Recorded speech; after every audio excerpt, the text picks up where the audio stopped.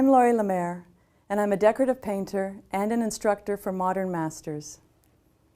The first step is to apply a skim coat, and this is very similar to filling and patching a hole. There are roughly 2 trowel angles that I use. A low angle is about a 1 to 2 finger width space, and a high angle is about a 3 to 4 finger width space. What you want to do is load up your trowel, and using a low angle, light pressure, apply the plaster, and then with a high angle, scrape it off.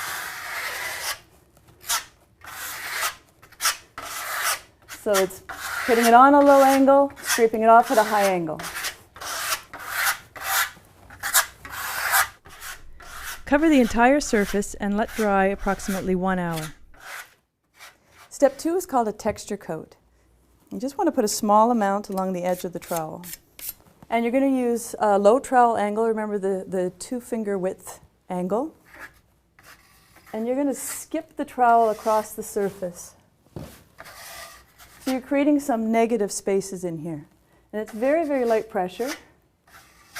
And you're going to come back with probably the same angle, fairly low, maybe just a little bit higher. But again, very, very light pressure, and you're knocking down any peaks that you're creating. Now make sure you don't have a repeated pattern as well. So you want to cover the entire surface, and that's going to take a little bit longer to dry, probably 1 to 2 hours. Step 3 is the same process as step 1. Using light pressure and a low trowel angle, apply the plaster, then using your trowel at a high angle, scrape off the excess plaster. Keep changing the direction of your wrist. Continue to skim coat the entire surface and let this dry about an hour. Polish the surface as soon as the plaster has dried, because it will be a little soft and will take the polish with less effort. First sand with 400 grit sandpaper. Sand in a circular manner until you see the plaster beginning to deepen and soften. Now you might find that it looks like the sandpaper is scratching a little bit, but don't worry about that too much, because we're going to come back with a 600 grit sandpaper after this, and it'll take out any scratches. Wipe the excess dust off with a dry rag, or you can use a damp rag, but allow the surface to dry before further polishing it. And now I'm changing to 600 grit sandpaper.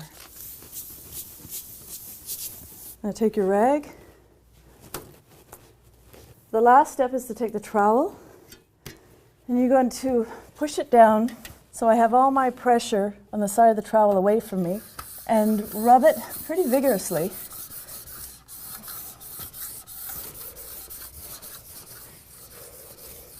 Now with time, the Venetian plaster will get very durable, and it will be washable, just not scrubbable. To achieve a successful finish, there are 3 things to remember. 1, repair any visible imperfections in your surface before you start your work. 2, keep your tools clean and free from any dried product. And 3, keep your skim coats and your texture coats relatively thin.